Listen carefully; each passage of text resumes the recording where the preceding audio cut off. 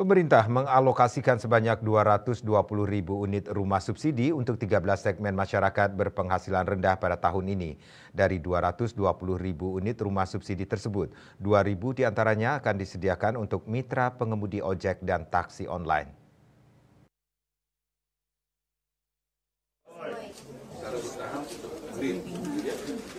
Pemerintah melalui Kementerian Perumahan dan Kawasan Pemukiman terus menggenjot program rumah subsidi agar tepat sasaran. Tahun ini pemerintah sudah mengalokasikan sebanyak 220.000 unit rumah subsidi untuk berbagai kalangan masyarakat. Menteri Perumahan dan Kawasan Pemukiman Marwarar Sirait mengatakan sasaran rumah subsidi ini difokuskan untuk masyarakat berpenghasilan rendah, salah satunya pengemudi ojek online. Sebanyak 2.000 unit rumah subsidi telah dialokasikan untuk mitra ojek online, baik pengemudi roda 2 maupun roda 4. Jadi kita hari ini berbicara soal perumahan subsidi bagi pengemudi mitra roda 2 dan roda 4 Gojek, gitu ya Pak?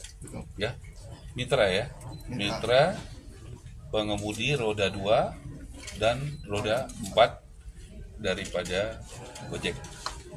1.000 roda 2, betul Pak? Betul Pak. 1.000 roda 4, ya, 1.000 roda 2, 1.000 roda 4. Ini diawali dari arahan Presiden Prabowo kepada saya sebagai Menteri, bagaimana perumahan atau rumah subsidi ini bisa tepat sasaran dan juga diberikan kepada masyarakat yang sesuai kriteria. Kriterianya adalah masyarakat berpenghasilan rendah per hari ini.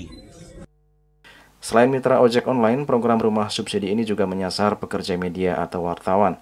Program ini merupakan wujud nyata keberpihakan pemerintah terhadap profesi wartawan. Bahkan Kementerian PKP telah menandatangani nota kesepahaman mengenai dukungan rumah subsidi untuk wartawan. Total rumah subsidi yang disiapkan untuk wartawan berjumlah 1.000 unit rumah. Penyerahan 100 kunci rumah subsidi bagi wartawan akan dilaksanakan pada 6 Mei 2025 mendatang. Profesi wartawan juga perlu dilibatkan dalam program rumah subsidi ini.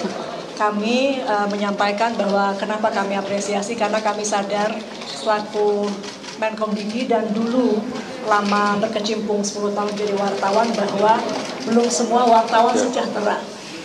Belum semua wartawan punya akses pembiayaan perumahan yang terjangkau. Selain ojek online dan wartawan, sejumlah profesi lain yang mendapat jatah rumah subsidi diantaranya ASN, tenaga kesehatan, TNI Polri, petani, hingga pekerja di sektor informal.